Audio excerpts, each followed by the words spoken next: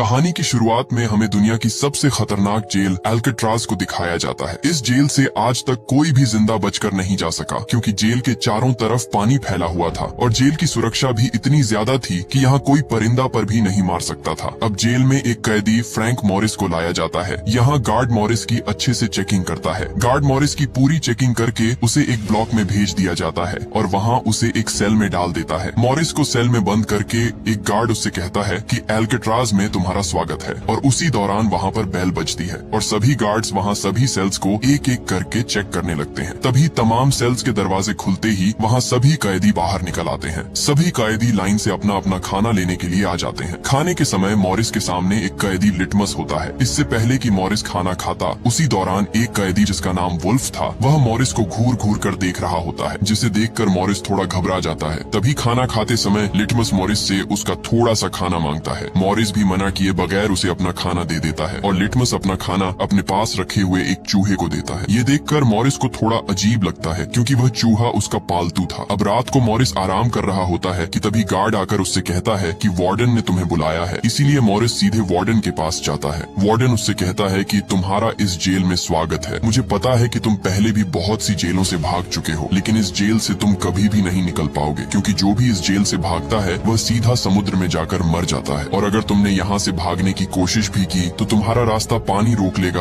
और तुम डूब कर मर जाओगे। और एल्केट्राज बनाई ही इसलिए गई ताकि तुम जैसे सड़े गले अंडे एक ही टोकरी में रहें, और तुमसे इस जेल में सिर्फ 2 ही लोग मिलने आ सकते हैं, वह भी महीने में एक बार। वापस जाते समय मॉरिस वार्डन का नेल कटर चुरा लेता है, क्योंकि यह नेल कटर उसे यहाँ से निकलने में मदद दे सकता था। इसीलिए मॉरिस अपने सेल में आकर उस नेल कटर को एक बुक में छुपा कर रख देता है। और उसी दिन मॉरिस जब नहा रहा था तभी वुल्फ उसे परेशान करने लगता है। ये देखकर उसे बहुत गुस्सा आता है और वह वुल्फ को वहीं पर बुरी तरह पीट डालता है। उसके बाद मॉरिस को एक लाइब्रेरी में भेजा जाता है, जहाँ वह एक कैदी इंग्लिश के पास आता है। इंग्लिश यहाँ एक पुराना कैदी होता है जो यहाँ सभी कैदियों का सरदार होता है। उसे भी कुछ आदमियों के कत्ल में इस जेल में बंद किया गया है। मॉरिस उससे पूछता है कि तुमने यहाँ से निकलने की कोशिश क्यों नहीं की। आगे से इंग्लिश बताता है कि इस जेल से कोई भी नहीं निकल सकता, क्योंकि जेल के चारों तरफ पानी फैला हुआ है। इंग्लिश उसे कुछ बुक्स देता है, जिन्हें मॉरिस ने पूरी जेल में एक एक करके सभी कैदियों को देना था। मॉरिस जब प्लेग्राउंड आता है तो वहाँ उसे एक आर्टिस्ट मिलता है जो अपनी पेंटिंग बना रहा होता है। असल में यह कैदी डॉक होता है, जो इस जेल में अपनी कैद काट रहा था। डॉक ने अपनी पेंटिंग पर एक फूल भी बनाया हुआ था। इसे देखकर मॉरिस पूछता है कि यह फूल क्यों बनाया हुआ है, तो डॉक बताता है कि ये फूल मेरी जिंदगी है और इसलिए मैंने इसे अपनी पेंटिंग में बनाया है। डॉक उसे बताता है कि तुम बचकर रहना, क्योंकि तुमने वुल्फ से पंगा लिया है, वो तुम्हें कभी भी नुकसान पहुंचा सकता है। इसके बाद मॉरिस सीधा इंग्लिश के पास आता है और कहता है कि क्या आज से पहले यहाँ से कोई कैदी भाग पाया है या नहीं। तो आगे से इंग्लिश हंसते हुए कहता है कि बहुत सारों ने कोशिश की है, लेकिन सब फेल हो गए। इंग्लिश बताता है कि अगर तुम यहाँ से बाहर निकल भी गए तो तुम्हें आगे से गार्ड्स रोक लेंगे, और अगर तुम गार्ड्स को चकमा देकर भाग भी गए तो आगे से पानी तुम्हारा रास्ता रोक लेगा, क्योंकि अगर तुम कितने भी अच्छे तैरने वाले हो तो फिर भी तुम किनारे तक नहीं पहुँच पाओगे। आखिर में पानी तुम्हें डुबा कर मार देगा, इसलिए तुम इस जेल में ही जिंदा रह सकते हो, बाहर गए तो मारे जाओगे। लेकिन मॉरिस ने भी ठान लिया था कि वह किसी भी कीमत पर इस जेल से निकल कर रहेगा। उसी रात मॉरिस बैठा ही था कि तभी एक गार्ड आकर उसे बताता है कि कल से तुम्हें कारपेंटर का काम दिया जा रहा है और तुम्हें इसके पैसे भी मिलेंगे। हर 1 घंटे के 150 रुपए दिए जाएंगे। इसलिए मॉरिस भी चुपचाप यह डील मान जाता है। अगली सुबह मॉरिस बड़ी चालाकी से लिटमस से पूछता है कि क्या इस जेल में कोई भागने का रास्ता है, तो लिटमस उसे बताता है कि हर सेल में एक एयर वेंट होता है, वहाँ से बाहर निकला जा सकता है, लेकिन एयर वेंट बहुत छोटा है। उसी दौरान वुल्फ भी अपना बदला लेने के लिए मॉरिस की तरफ बढ़ रहा होता है, लेकिन डॉक मॉरिस को बता देता है कि वुल्फ तुम्हारी तरफ आ रहा है और उसके हाथ में कुछ है। वुल्फ आते ही मॉरिस पर हमला कर देता है, लेकिन मॉरिस भी कच्चा खिलाड़ी नहीं था, वह भी वुल्फ को अच्छा खासा पीट डालता है। लेकिन इसी दौरान गार्ड उन्हें रोकने आता है तो वुल्फ उसे नीचे गिरा देता है। ये देखकर ऊपर वॉच टावर पर मौजूद एक गार्ड फौरन गोली चला देता है, जिससे वहाँ सब डर जाते हैं और गार्ड्स मॉरिस और वुल्फ दोनों को डी ब्लॉक में ले जाते हैं, जहाँ सबसे खतरनाक कैदियों को रखा जाता है और वहाँ सभी कैदियों को हर दिन टॉर्चर किया जाता था। और उसी रात मॉरिस को बहुत सारे टॉर्चर दिए जा रहे थे, जिससे मॉरिस की हालत बहुत खराब हो जाती है। पूरे 10 दिन बाद उसे डी ब्लॉक से निकालकर अपने सेल में भेज दिया जाता है और उसी दिन उसके साथ वाले सेल में एक नया कैदी आता है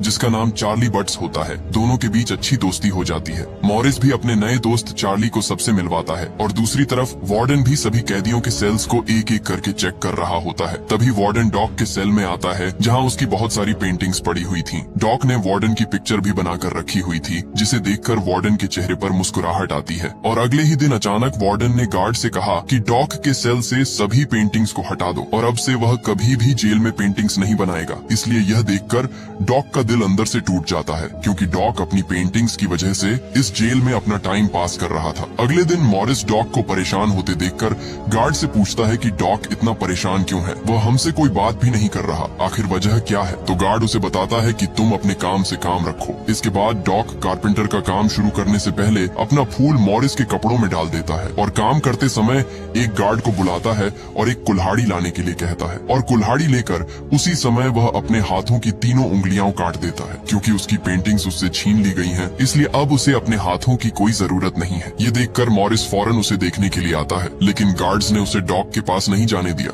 और गार्ड्स डॉक को वहाँ से ले जाते हैं। तभी मॉरिस के कपड़ों से वही फूल निकलता है जो डॉक ने डाला था। यह देखकर मॉरिस को समझ आ जाती है कि डॉक से उसकी खुशियां छीन ली गई हैं। इसीलिए मॉरिस डॉक की उंगलियों को एक डिब्बे में डालकर एक गार्ड को देता है और गुस्से से कहता है, ये अपने वार्डन को दे दो, क्योंकि उसकी ख्वाहिश पूरी हो चुकी है। उसी दिन मॉरिस डॉक के दुख में बैठा होता है कि तभी उसे एक कॉकरोच दिखाई देता है जो एयर वेंट के अंदर जा रहा था। यह देखकर उसे यकीन हो जाता है कि यहाँ से किसी तरह बाहर निकला जा सकता है और यहीं से शुरू होती है असली कहानी। अगले दिन खाने के समय वार्डन मॉरिस को अपने पास बुलाता है और कहता है कि तुम डॉक की तरफ इतना ध्यान क्यों दे रहे हो। आगे से मॉरिस कहता है, सर ऐसा तो कुछ नहीं, ये आपकी गलतफहमी है। खाना खाते समय मॉरिस को दो भाई क्लैरेंस और जॉन मिलते हैं जो इस जेल में नए थे और उन्हें भी इस जेल में 20 साल की सजा काटनी थी और ऐसा वो हरगिज नहीं चाहते थे। मॉरिस की तरह वो दोनों भी बहुत चालाक थे, इसलिए मॉरिस भी उनसे दोस्ती कर लेता है। उसी दिन मॉरिस गार्ड के न होने का फायदा उठाकर वहाँ एयर वेंट को अच्छे से चेक करने लगा, लेकिन उसी समय गार्ड आ रहा था,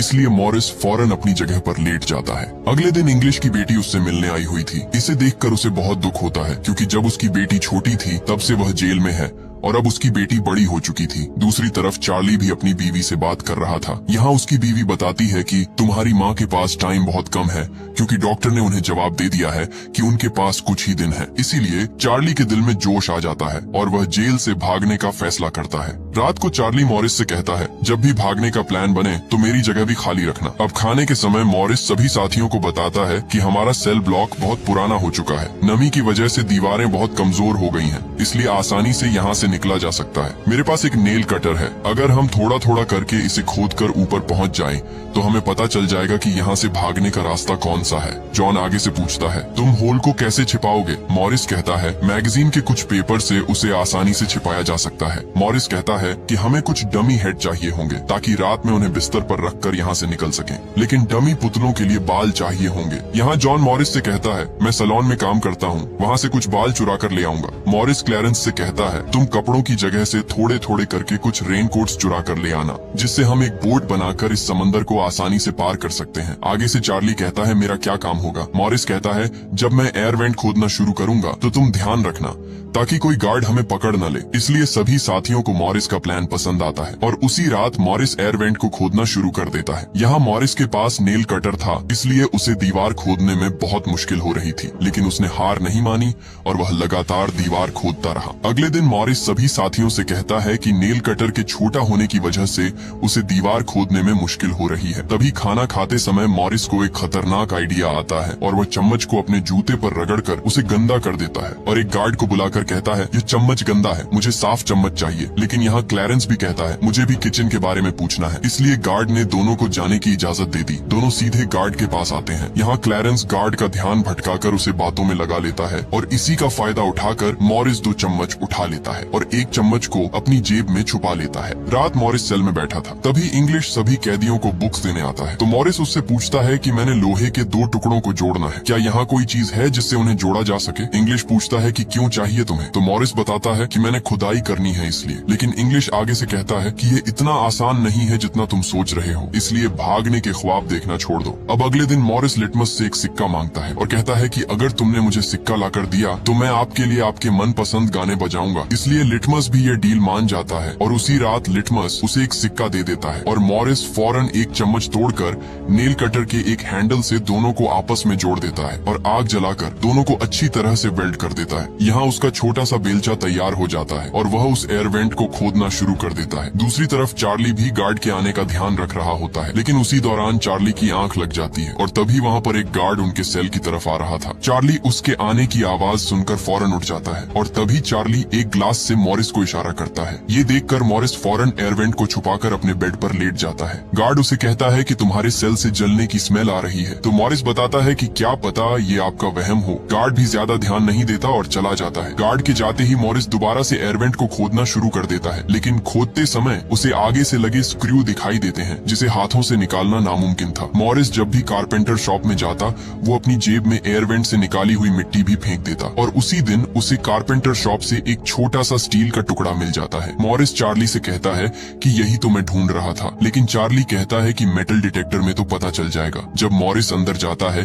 तो वहाँ तुरंत मेटल डिटेक्टर का अलार्म बजने लगता है। आगे से मॉरिस गार्ड को वो स्टील का टुकड़ा दिखाता है और कहता है कि मैं इस पर अपने कपड़े लटकाऊंगा, लेकिन गार्ड को उस पर शक होता है और वो टुकड़ा उससे ले लेता है और उसे जाने देता है। लेकिन उस बेचारे गार्ड को क्या पता कि मॉरिस ने एक स्टील टुकड़े की जगह 2 स्टील के टुकड़े उठा लिए थे। एक टुकड़ा उसने अपने हाथ में रखा हुआ था, दूसरा अपने जूते के नीचे छुपा दिया था और उस स्टील के टुकड़े से तुरंत वो जाली को तोड़ देता है। दूसरी तरफ चार्ली भी अपने लिए पेंटिंग के लिए कुछ सामान मंगवाता है। यहाँ जॉन भी अपने सेल के एयर वेंट को खोद रहा होता है। इधर क्लैरेंस भी मैगजीन्स के पेपर से एक डमी सर बना रहा था। दूसरी तरफ मॉरिस भी पेंट मंगवाकर उस डमी सर पर पेंट करके एक डमी सर तैयार कर लेता है और उसी रात वो सर को अपने बेड पर रख देता है और एयर वेंट से बाहर निकलकर अपने बनाए हुए नकली एयर वेंट को लगाकर तुरंत पाइपलाइन को पार करके आगे बढ़ता है। दूसरी तरफ एक गार्ड आकर मॉरिस के सेल को देखता है तो वहाँ पर डमी सर पड़ा हुआ था, लेकिन गार्ड को शक नहीं होता और वो वहाँ से चला जाता है। इधर मॉरिस जैसे तैसे करके पाइप के सहारे ऊपर चढ़ जाता है। ऊपर आते ही उसे एक ग्रिल दिखाई दी जो कि पूरी तरह से बंद थी। मॉरिस कूद कर जाने की कोशिश करता है, लेकिन उसकी कोशिश नाकाम हो जाती है और इसी दौरान वही गार्ड आकर चार्ली से कहता है कि मॉरिस आज काफी जल्दी सो गया। आगे से चार्ली कहता है कि आज उसकी तबीयत ठीक नहीं है और तभी गार्ड की छड़ी नीचे गिर जाती है। छड़ी को उठाते हुए गार्ड देखता है कि मॉरिस के कुछ बाल अजीब से दिख रहे हैं। इधर चार्ली के पैरों तले जमीन निकल गई क्योंकि अब उनका मिशन फेल होने वाला था। गार्ड मॉरिस के सेल के अंदर अपना हाथ उसके सर पर रखता है तो मॉरिस कहता है, क्या हुआ सर, आप अचानक मेरे सेल पर। यहाँ मॉरिस चार्ली के बताने पर फौरन अपनी जगह पर आकर लेट गया था। अगली सुबह मॉरिस अपने साथियों को बताता है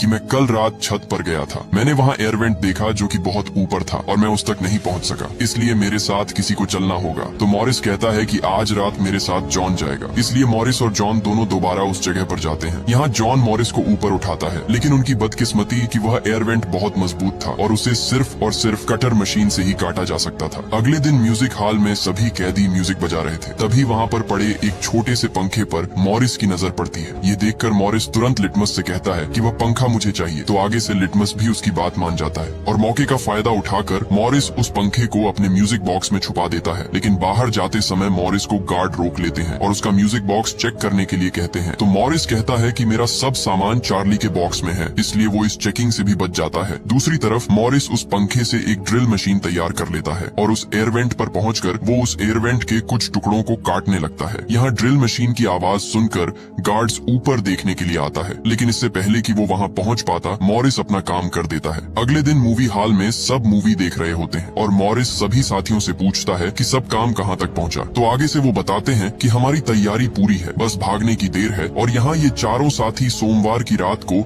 इस जेल का रुतबा मिट्टी में मिलाने वाले थे, क्योंकि अब चारों साथियों ने इस जेल से भागने की पूरी तैयारी कर ली थी। अगले दिन खाने के समय मॉरिस ने डॉग की याद में उसका फूल टेबल पर रखा हुआ था और वहाँ वार्डन उसे देखकर उस फूल को वहीं पर कुचल देता है। ये देखकर लिटमस को बहुत गुस्सा आता है और वह वार्डन पर हमला करता है, लेकिन उसी समय उसे हार्ट अटैक आ जाता है और लिटमस वहीं पर मारा जाता है। ये देखकर मॉरिस और सभी साथियों को उस पर बहुत गुस्सा आता है, लेकिन वार्डन बेचारे को क्या पता कि आज रात ये सब यहाँ से भागने वाले हैं। उसी रात इंग्लिश वहाँ बुक देने के लिए आता है, तो मॉरिस उससे हाथ मिलाकर गुड बाय कहता है। इंग्लिश आगे से समझ जाता है कि मॉरिस आज रात भागने वाला है, इसलिए वह गुड बाय कहकर चला जाता है। लेकिन उसी रात वार्डन अचानक मॉरिस के सेल को चेक करने के लिए आ जाता है। यहाँ मॉरिस के पैरों तले जमीन निकल जाती है, क्योंकि इतने महीनों की मेहनत आज जाया होने वाली थी। और गार्ड मॉरिस के सेल को पूरी तरह से हर एक कोना चेक करता है और तभी वार्डन उसके सूट बॉक्स को हटाता जाता है जहाँ से मॉरिस ने सुरंग बनाई हुई थी। ये देखकर मॉरिस के पसीने छूट जाते हैं, लेकिन मॉरिस ने वहाँ इतनी बारीकी से काम किया हुआ था कि वार्डन को भनक तक नहीं लगी और वार्डन वहाँ से चला जाता है। जाते समय वार्डन गार्ड से कहता है कि आजकल मॉरिस की हरकत मुझे ठीक नहीं लग रही। तो आगे से गार्ड बताता है कि मॉरिस पूरी रात चार्ली से बातें करता रहता है। वार्डन उससे कहता है कि कल ही उन दोनों को अलग कर दो और दोनों के सेल चेंज कर दो। अगले दिन खाने के समय वुल्फ मॉरिस को धमकी देता है कि मैं तुम्हारे लिए एक गिफ्ट लाया हूँ और आज रात तुम्हें नहीं छोड़ूंगा। इसलिए मॉरिस जॉन से कहता है कि अपना सब सामान तैयार कर लो, आज रात निकलना होगा हमें। और उसी दिन वुल्फ चाकू से मॉरिस पर हमला करने वाला होता है कि तभी इंग्लिश वहाँ पर उसे पकड़ लेता है, क्योंकि इंग्लिश भी मॉरिस के साथ ही था। यहाँ इंग्लिश यह नहीं चाहता था कि जाने से पहले मॉरिस को कुछ हो। अब रात में मॉरिस, क्लैरेंस और जॉन तीनों ऊपर छत पर जा रहे थे, लेकिन यहाँ चार्ली को अपने सेल में घबराहट होने लगती है और वह समय पर वहाँ से नहीं निकल सका। दूसरी तरफ उसके तीनों साथी ऊपर एयरवेंट पर पहुँच जाते हैं और काफी देर तक चार्ली का इंतजार करते रहे। इसलिए उन्हें लगा कि चार्ली ने अपना फैसला बदल लिया है, इसलिए वह चार्ली को छोड़कर वहाँ से ऊपर निकल जाते हैं। दूसरी तरफ गार्ड को भी शक नहीं होता, क्योंकि मॉरिस ने वहाँ पर अपने बनाए हुए डमी सर रख दिए थे। लेकिन चार्ली अपने डर की वजह से अपने सेल में ही था। उसकी आंखों से आंसू बहते रहे, क्योंकि उसकी आजादी उससे दूर हो रही थी। इधर जैसे तैसे करके वो तीनों बिल्डिंग के टॉप पर पहुँच जाते हैं और एक पाइपलाइन से बिल्डिंग को पार कर लेते हैं। दूसरी तरफ चार्ली का दिल जोश से भर उठता है और वो भी अपने सेल से बाहर निकलने लगता है। जैसे तैसे करके वो भी ऊपर एयरवेंट तक पहुँच जाता है, लेकिन वो एयरवेंट बहुत ऊपर थी, इसलिए वो अकेला ऊपर चढ़ नहीं सकता था और यहाँ चार्ली एक बार फिर अपनी हिम्मत हार जाता है। दूसरी तरफ किसी तरह तीनों गार्ड से बचाते हुए एक एक करके ग्रिल की दीवार को तीनों पार कर लेते हैं और खुशी से तीनों समुद्र के किनारे पहुंच जाते हैं और जल्दी से अपने अपने रेन कोट्स में हवा भरने लगते हैं और किसी तरह पूरी हवा भरकर वो रेन कोट्स को पानी में डालकर वहाँ से भागने में कामयाब हो जाते हैं। अगली सुबह गार्ड सभी सेल्स को एक एक करके चेक कर रहा होता है। तभी गार्ड को चार्ली एक दीवार की तरह खड़ा हुआ दिखाई देता है, क्योंकि चार्ली का दिल पूरी तरह टूट चुका था। उसके तीनों साथी उसके सामने से भाग गए, लेकिन वो अपने डर की वजह से वहीं का वहीं बैठा रहा। इसी दौरान एक गार्ड मॉरिस के सेल पर आकर उसे उठाता है, लेकिन कोई हलचल न होने पर गार्ड मॉरिस की सेल के अंदर जाकर उसे जोर से उठाता है। तभी वहाँ पर वह नकली सर नीचे गिर जाता है, जिसे देखकर गार्ड के होश उड़ जाते हैं। उसके बाद पूरी जेल में इमरजेंसी अलार्म बजने लगता है और इंग्लिश भी समझ जाता है कि मॉरिस और उसके साथी भागने में कामयाब हो चुके हैं। दूसरी तरफ वार्डन भी समंदर तक पहुँच जाता है और एक सार्जेंट से पूछता है कि तुम्हें कुछ मिला है। तो आगे से वह एक थैली दिखाता है जिसमें तीनों का कुछ सामान मिलता है, जिसे देखकर वार्डन कहता है कि वे जरूर पानी में डूबकर मर चुके होंगे। तभी वार्डन को किनारे पर वही फूल गिरा हुआ मिलता है, जिसे देखकर उसे समझ आता है कि मॉरिस उससे डॉक का बदला ले चुका है। इसी दौरान एक गार्ड आकर वार्डन से कहता है कि डायरेक्टर ने आपको बुलाया है। आगे से वार्डन कहता है कि एक न्यूज फैलाओ कि वे तीनों रात को ही डूबकर मर चुके हैं। यहाँ वार्डन अपनी नौकरी और इज्जत बचाने के लिए एक झूठी रिपोर्ट जारी कर देता है, लेकिन अंदर ही अंदर वार्डन जल रहा था, क्योंकि उसके हाथों से मॉरिस जेल तोड़कर भाग निकला और 1 साल के अंदर इस जेल एल्केट्राज को पूरी तरह बंद कर दिया जाता है और ये मूवी यहीं पर एंड हो जाती है। अगर ये वीडियो आपको अच्छी लगी तो इसे लाइक करें और हमारे चैनल फिल्मी नेस्ट को सब्सक्राइब कीजिएगा।